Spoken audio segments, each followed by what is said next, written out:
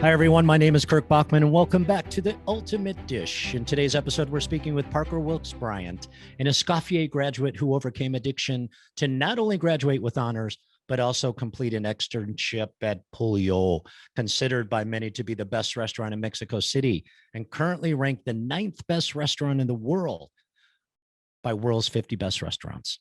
Join us today as we chat with Parker about his journey out of a dark place and into the kitchen. And there he is. Good morning. Welcome, Parker. How are you? Doing well today. How are you? I'm good. I'm good. The sun is pouring in behind you, so you're clearly on the West Coast, right? Yes, sir. Yes, sir. I'm living in Southern California, sunny Santa Barbara.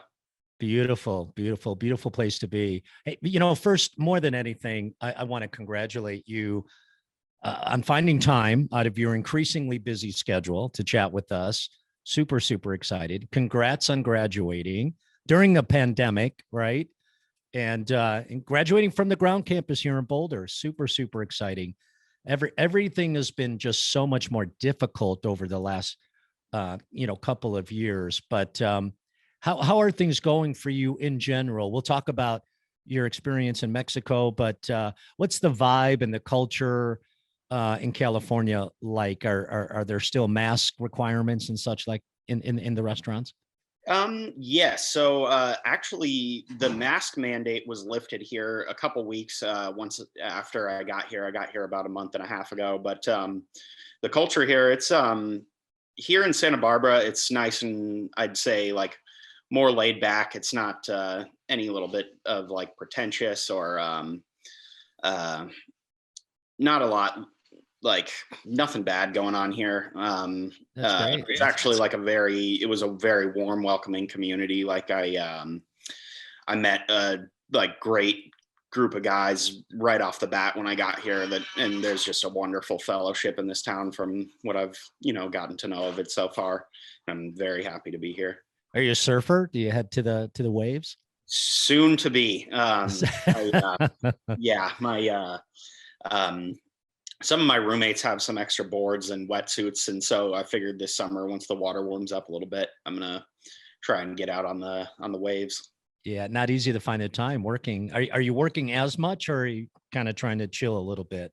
Right now I'm working anywhere from 5 to 6 nights a week. I got a job at a restaurant in Michelin Guide. Their name is Caruso's in Montecito, and they're in Michelin Guide and going for their first stars this year. So the standards are extremely high. I'm actually undergoing Michelin training on April 4th and 5th. Wow. And, yeah, and every guest that we serve is suspected to be a Michelin inspector, and it's a very big topic. They talk about it every single day when things are either going good or bad. They constantly remind us that any diner is a Michelin or a suspected Michelin inspector. So every plate that goes out of the kitchen is like well inspected, and for every detail, for every garnish, whether it be like, if a microgreen is off place, our chef will move it and we garnish like with odd numbers instead of even numbers, and no patterns in food, all very natural looking. That's fantastic. And it wasn't on my list of questions, but since you brought it up, it's a fascinating topic. And for those listening who may not be aware of the Michelin Guide, it's been around for years, started in France, and then, in recent years has come over to the United States. There's about a handful of cities in the United States, San Francisco, Chicago, New York, that have access to the guide. So 3 stars, 2 stars, or 1 star. They say 1 star is, definitely worth the visit. 2 stars, you're going to turn off the road to make sure you go there, and 3 stars, you're going to base your entire vacation around that visit and probably mortgage your home, for that visit. So what's involved with Michelin training for you specifically as one of the chefs in the kitchen? So I currently haven't undergone the training, but from what I've learned so far is if when you're going for their first star, they're not there to eat up the service or of course service counts, or what's going on in the front of the house. They're there to eat up the food, and okay, the food most importantly is it comes first things first. Like all the food is first priority. Like everything has to be, chef comes around and like, this is the first restaurant where we have to get a little like plate and some tasting spoons and grab every single one of our sauces, and do like a little tasting for the chef before service so she can taste whether things are salted properly, whether they're fresh enough. Like this, there's a lot more food waste I notice in this kitchen, because everything, the chef likes everything, nothing to go past like 3 days, whether it be like a soup or even if we haven't reheated it a second time, he just likes everything to be so fresh. And we have like a whole garden right out front that they find all sorts of stuff daily and make all sorts of crazy emulsions and like everything. It's a pretty complex kitchen. They got a really strong brigade too. Like we have a private butcher for the restaurant and private prep cooks, and even a private cleaning crew that comes in and cleans the kitchen for us after service. So we basically just have to show up, set up station, get through service, which is definitely, I'd feel like the hardest part. Some days it feels like we're rushing to get through a good amount of prep before service. But yeah, basically we show up, do service, and then break down our station and leave. And so clearly you're there because of your skills and your experience in your young career. But do you find that you're learning every day when you're there as well? yes, absolutely. Every time I get into a new kitchen, I always kind of, reset what I've learned in the past and be open-minded to learning what this new person has to offer. Cause I'm learning things here that I didn't learn in Mexico, Sure. or past. And mostly about food plating, actually. I've taken a lot of new lessons about food plating, and because I'm currently working on my starting station was garde guard manager, and I'll be working my way up through meat, fish, pasta, and all of the other stations that they have to offer at this restaurant. And yeah, since there's not much cooking involved on guard manager, it's more just like composing the dishes. Since everything's already done, like there's a crudo that comes off my station. It's mostly cold appetizers, and so not a lot of cooking, but I've definitely learned a lot of plating since I've been here. I love the language around the brigade, right? The infamous Escoffier brigade. It sounds like it's a pretty big brigade. How many are working in the kitchen at any time? We have, during a Saturday night, we have 8 cooks, 2 sous chefs, and 3 dishwashers. Wow. So I'm so excited that you have this kind of experience. You can just tell in your voice that it's a passion play for you and you're learning every day. Parker, what was it? Let's go back a few years. What drew you to wanting to work in restaurants in the first place? Did you have any chefs in your family or friends, or was it just something that you found a passion in when you were young? Yeah, I'd say I more so found a passion for it. I started off cooking. I didn't like it at first, or I didn't mind it, I guess. Or didn't think anything of it when I first started, because I started in like a low end barbecue restaurant that, It was just a job. Yeah, Yeah. just a job. And the food wasn't great. And that barbecue restaurant eventually actually closed down. They went out of business. And but I learned to cook there, and I learned some basic stuff like, just how to get around in the kitchen, and the lingo, which is important. Yeah. Which Yeah. is super important. Yeah. Yeah, that's I'd say that's, that all the basics that you don't even think about. I feel like those are the most important when walking into every kitchen, is, just stuff from like saying corner when you're walking around a corner, or Yeah, sure. holding the hot pan, because that's what's going to get you yelled at like right off the bat. Got to have a presence, right? Did that help you when you ultimately came to Escoffier? Did you feel a sense of comfort when you were in our kitchens? Our kitchens are tight, right? Yes, They're absolutely. designed as such, right? Yeah. Yeah, I would have felt like that would have been had I started in Escoffier's kitchen without any prior experience, I feel like it would have been like, A little rougher. like, yeah. Um, No, yeah. I love that. I love that it sort of validates, because I hear it all day long. Corner, corner, herd chef, corner, corner, Yeah. and but it's real, right? You're protecting yourself and you're protecting the people around you, right? If there's knives or hot water. So Yeah. it was, what is it? I just love that you're at a kind of an early stage in your career. So you seem to be incredibly observant. Mhm. You're paying attention to food waste. You're paying attention to, the different stations of the brigade. You've got this great sense of what's going on around you.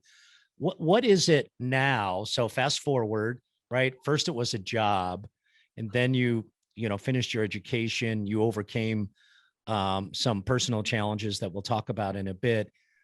Went to arguably one of the coolest restaurants in North America, and Yes. now you're in California. Um, what is it now today, Parker, that you love about being a chef?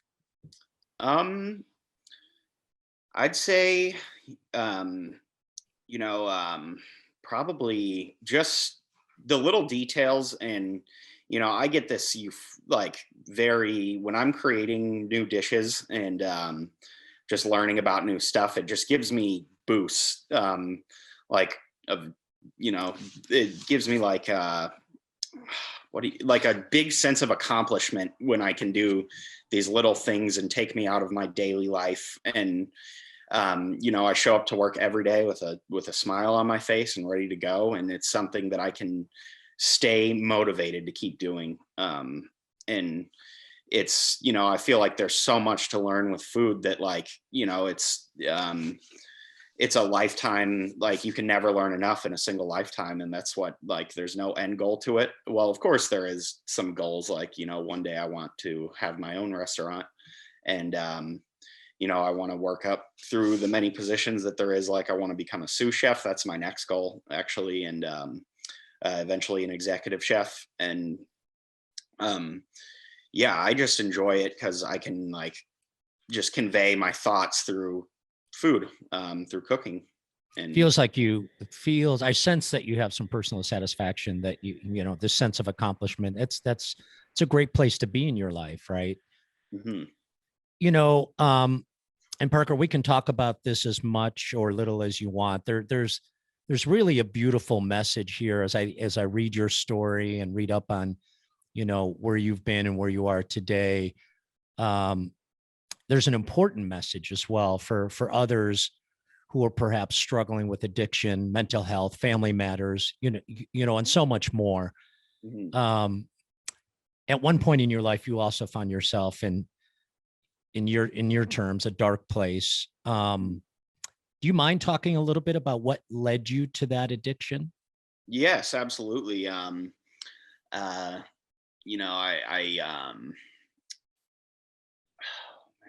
where do I even start on this? Um,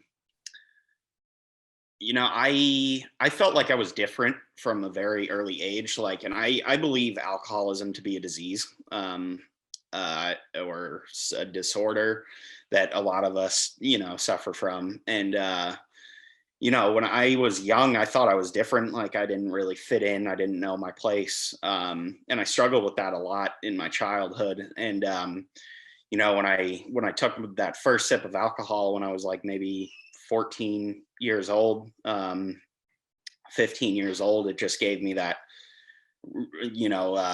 like, and I have ADHD as well. So, I struggled with being too hyper when I was a kid, never being able to sit down, sit still. And, when I took that first sip of alcohol when I was young, like, it gave me that feeling of release from the world, that I thought I always wanted. I fit in, I had friends, like, of course they weren't friends, but, the people I partied with, whether it be in high school or, in Steamboat Springs. And I got hooked on that feeling and wanted to chase it, just like, uh, because it, like, made life, it added some color to life. Like, my life was pretty black and white through my childhood. And my high school years too. You know, I didn't really fit in with the other kids, and you know, had a hard time making friends, and I was a really awkward person, I guess. Like, so I had a hard time socializing, but alcohol helped with that. And you know, eventually when that feeling started to wear off, that okay, the alcohol isn't working anymore, like you know, I started doing drugs, and that was it was very dark. You know, getting hooked on pretty heavy hard drugs, and you know, I by no means was I a saint. I used to be a not great person, and you know, but now I'm changing and you know, every day I'm trying to think how I could just be a better person, and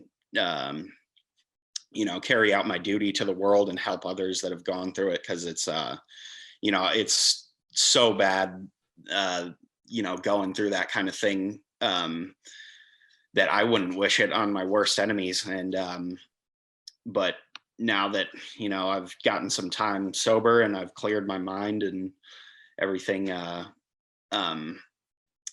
know, I'm starting to get some serenity. It's not like life can just go back to normal after 6 years of being a drug addict.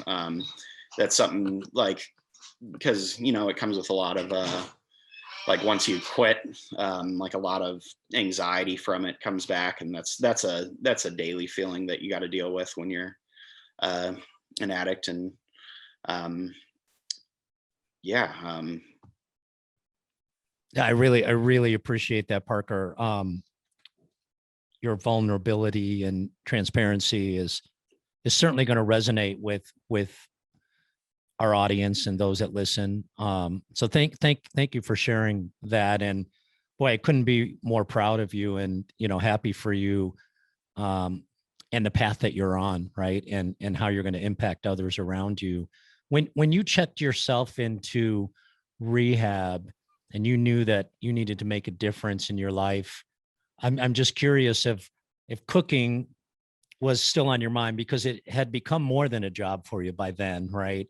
yes, Was it yes, right. something that kind of helped pull you out of the darkness a little bit as well? Yeah. So I don't know where this, like, I'd say like a white light awakening came from, but you know, when I was in the first few days of treatment, I basically, so I checked myself into what I thought was a rehab. It was more of a detox, and from there they sent me to sober living, and I had this like, you know, I got to meet people that are much alike to myself, and you know, never fit in anywhere so better than a sober house, like of, you know, people going through the same thing as me. And I just had this white light awakening. I'm like, all right, like, you know, I got a clean slate.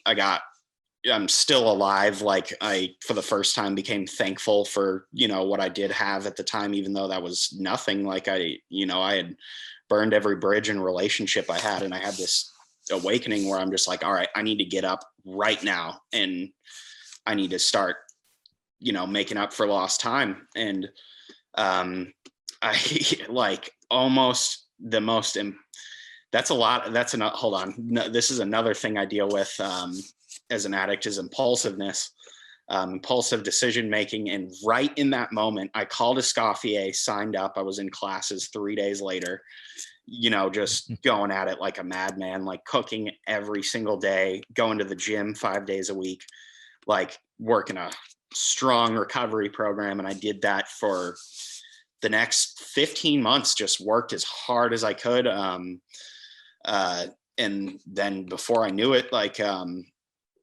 you know, or I guess there's more detail to the story, but yeah, I started like getting some like relief, a little bit. I still had to deal with some of the old feelings of anxiety. You know, I had throughout my time in culinary school, I had a counselor that I got to hang out with and speak with too once a week, just to talk about what was on my mind, and talk about some stuff from the past, because I didn't have time to really go to AA meetings, and I didn't have many outlets, I guess, at the time going through culinary school, or I didn't use them. I just, you know, talked to my counselor, and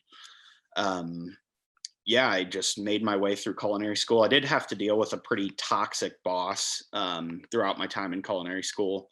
I'm not going to discuss the name of the restaurant or throw any dirt on anybody's name, just because I don't believe in that.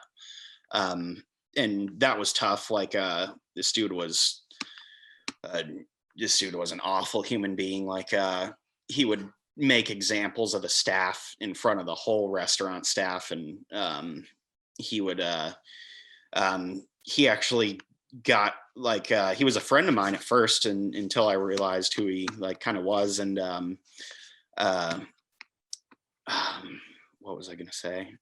Yeah, I opened up to him a little bit about my personal life, my boss, just so he could have a better understanding of me. And he actually like kind of used that against me. And that was really dark and rough to deal with. So I just.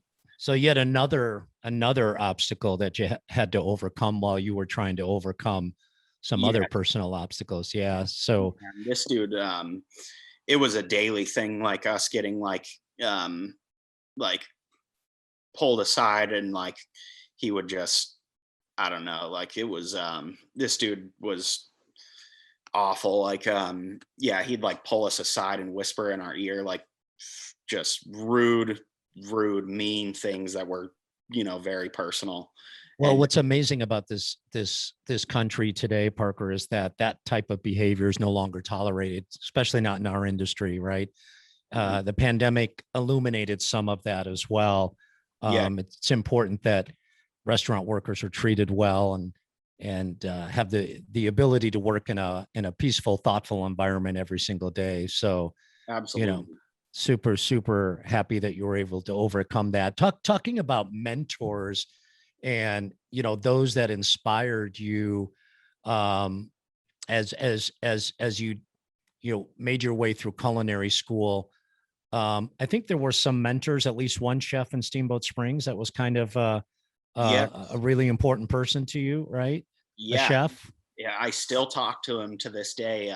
James Beard nominee chef. His name is Joseph Campbell. Yeah. And when I first walked into his kitchen, I was terrified. Like, all the cooks were huge and tatted up, and it just looked like his kitchen was like people moving at 1,000,000 miles an hour, and like putting out the nicest looking food. And like, it was just such a creative chef. He owns 3 restaurants in Steamboat Springs, and he's a great mentor to me. He was actually, when I was struggling the most with all the addiction parts, he's of all, like, most of my other friends just, left my life they were tired of me. So I lost a lot of friends, but he was the person who like pulled me aside, and he's, while I was working for him, and he's like, hey, you need to like clean up your life. And, gave me like a, like motivational conversation. And he told me that he thinks I needed to go get help, and that's what I did. And I still talk to him every now and again, and he's huge inspiration of mine. I like look back through his menus sometimes and refer to them to when I'm trying to get ideas, and just because I know a little bit of his palate from working for him for 9 months. And I'm very, very thankful that I got the chance to, get to know him and work for him. I love that story. I love stories of mentors that stay with you throughout, your life and your career. And I think I mentioned earlier that 2 chefs from here at Escoffier who knew that we were going to chat today wanted me to make sure that I said hello, chefs Jesper and Julia. Do you have some fond memories of either mentorship or just experiences that you had here while you were going to school? Yes, I do.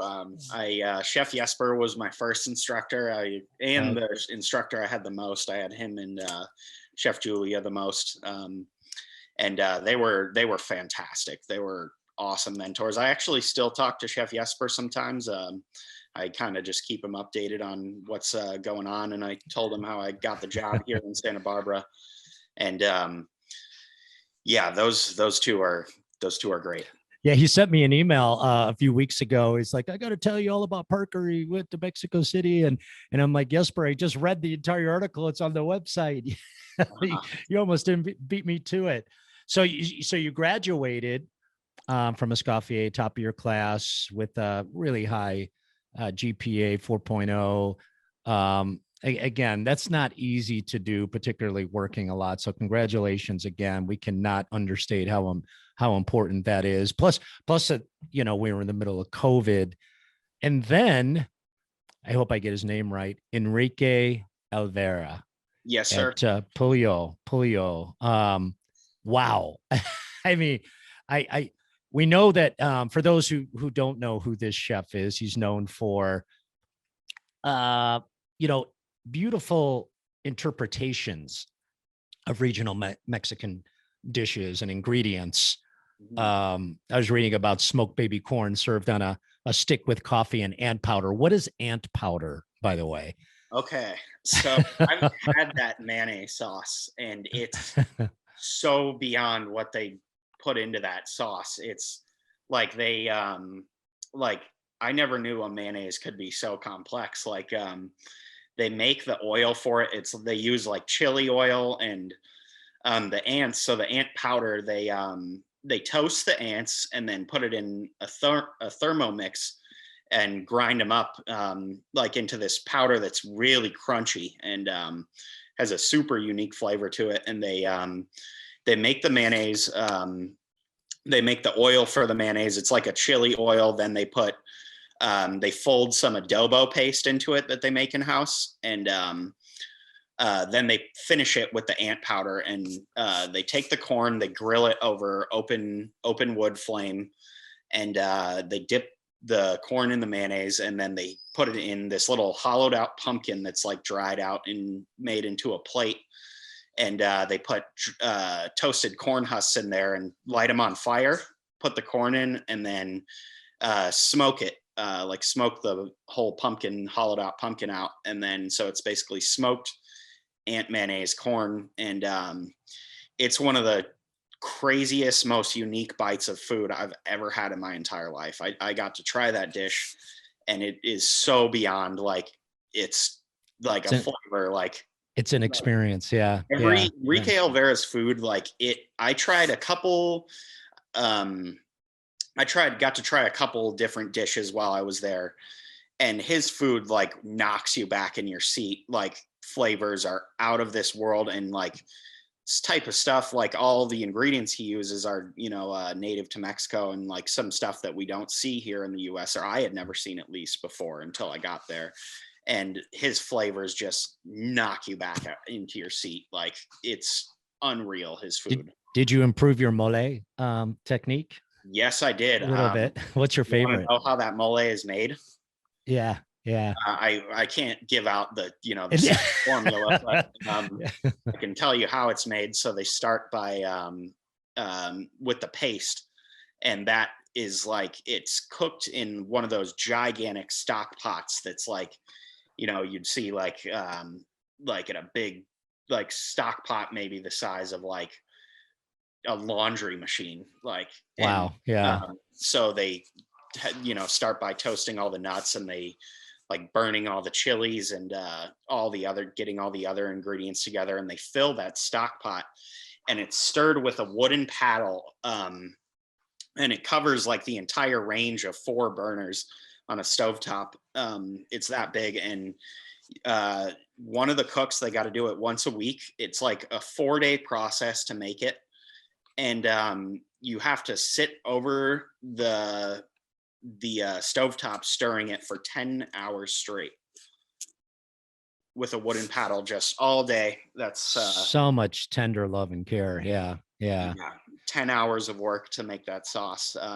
And I was actually one of the guys from Pujol that I was close friends with. He was the mole guy. His hands were just so beat up and like bruised up from making that sauce. And like, it's a tough process just standing there over the heat, because like that stovetop range that they use in the back kitchen, there's 2 kitchens at Pujol. It's just constantly going.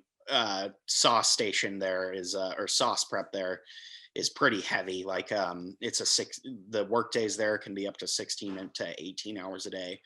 And those burners are constantly going, and it's hot back there. It is very hot. Oh yeah. Yeah. That's love for the craft, right? Yeah. That and I know it's easier this day and age, the age of the internet and such, and you can find, incredible restaurants and websites. Um, but I am just so curious and interested in how you found Pulio and how you went about securing that externship and what were some of the relationships like in that I imagine there were people from all around the country, the world in that kitchen together, right? Was Yes, that an absolutely. amazing experience? Yeah, it was an incredible experience. I've thought about writing a book on the whole thing. Uh-huh. And traveling, just you learn so much, and you just see so much stuff that you never thought you'd see before. And The work there was it was very tough. But I made some great friends down there. Like my first week, it was super hard because it put into perspective. I'm like, oh my god, I pretty much just signed up for military boot camp for the next 3 months. And but everyone works as a team there. I made some friends that I'll have for a lifetime. I still talk to all my friends from Mexico. I follow them all on Instagram. And I still talk to my mentor, most importantly, from Mexico. Her name is Marta. The station that I The got put on, pastry chef, right? Yeah, yeah, yes, yeah, yeah. chef.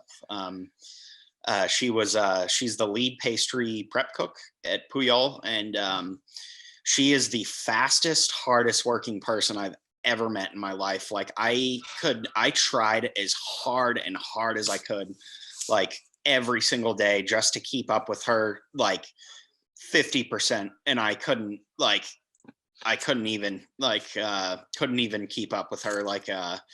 She just like the first day she was kind of showing me around the kitchen and just walking so fast down this hallway. Like I was just like, oh my God, like running around all day.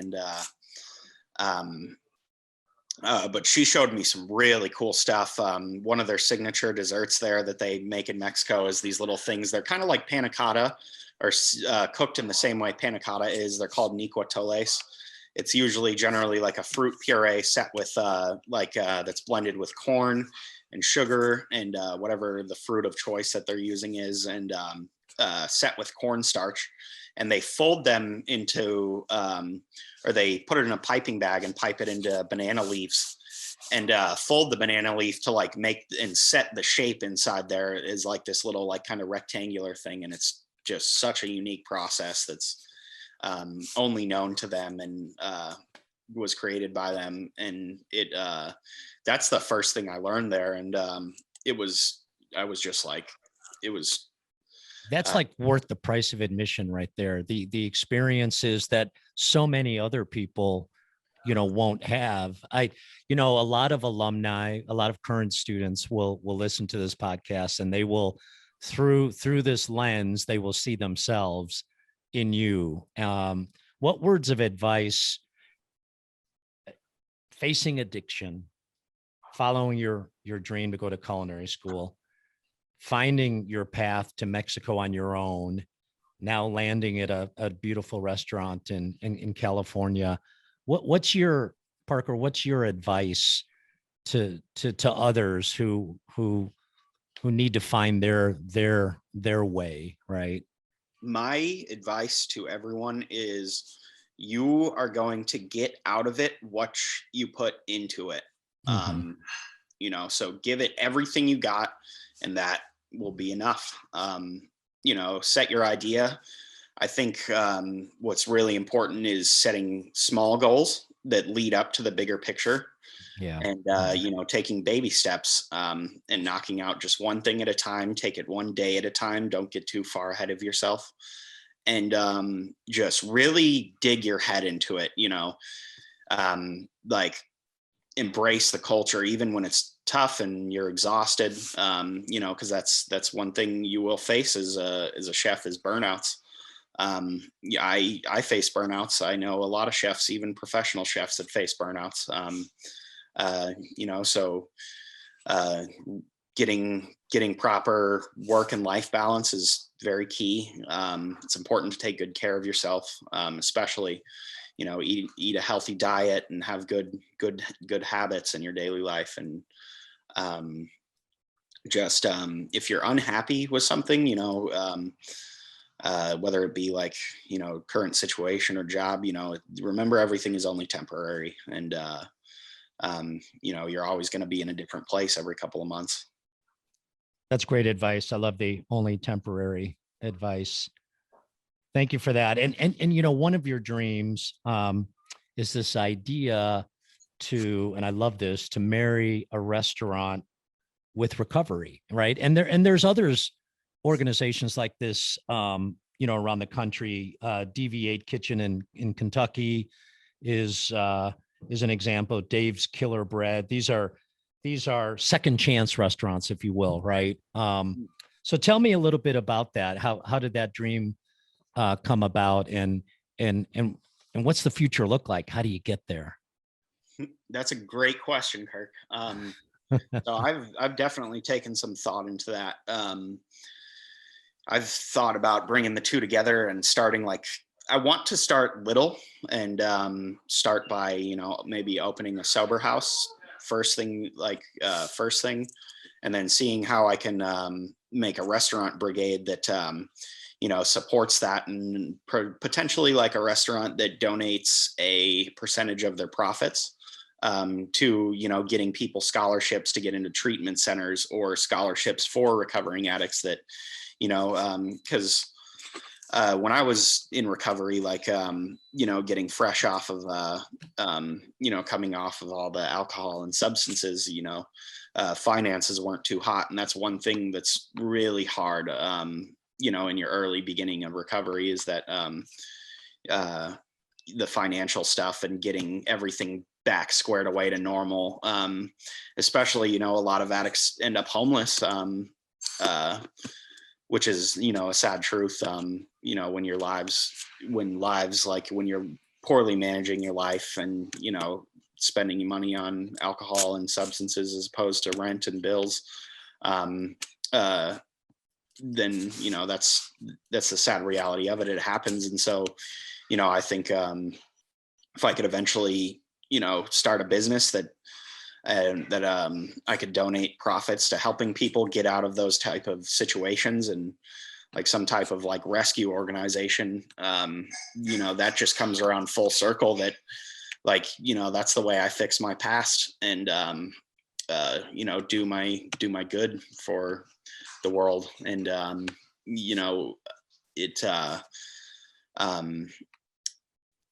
it just comes around full circle, that is my purpose in life.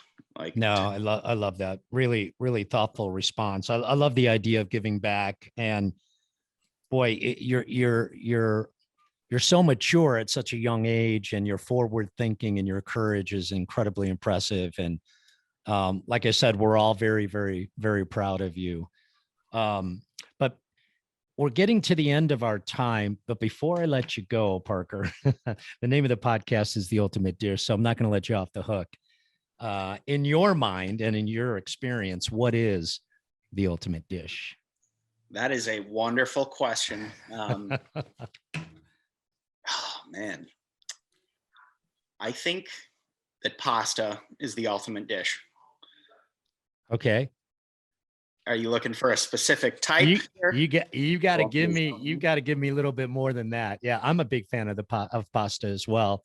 So are we talking dried pasta, or were you making it from scratch? Fresh. I think pasta agnolotti. Oh, nice choice. Yeah, the ultimate dish, because it's so versatile. You can stuff it with different ingredients. You can serve it with a broth, with a sauce. You can serve it, just sauteed with some garlic and shallot and lemon, or really loving that. And, you could put potato puree in agnolotti, brown butter, really everything. And big fan. All different types of shapes and stuff too. There's just a lot you can do with it. What's so interesting about that response, and I think most of the guests and chefs that we have on, they provide, and you worked in the ninth best restaurant in the world, right? But most chefs just share a very, very simple dish. Oftentimes it's something that reminds them of their grandmother or something that they cooked alongside their mom or a relative or a friend. So I absolutely love that response. It's excellent. Hey, thank you so much for your time, Thank Parker. you. We are so proud of you. Don't work too hard. Try to enjoy the sunshine. I'm going to check up on you and make sure that you're taking that board out. My Absolutely. my brother-in-law's from Santa Barbara, and he's a big surfer, so I know that's part of the culture there. So Yep. Well, thank you so much for having me, Kirk. I really appreciate the opportunity. And I wish everyone that is watching this that a wonderful experience in their culinary career. thanks so much, Parker. I appreciate it. Thank you for listening to the Ultimate Dish Podcast, brought to you by Auguste Escoffier School of Culinary Arts. Visit escoffier.edu/podcast, where you'll find any materials mentioned during the podcast, including notes, links, and other resources. You can also browse other episodes and subscribe.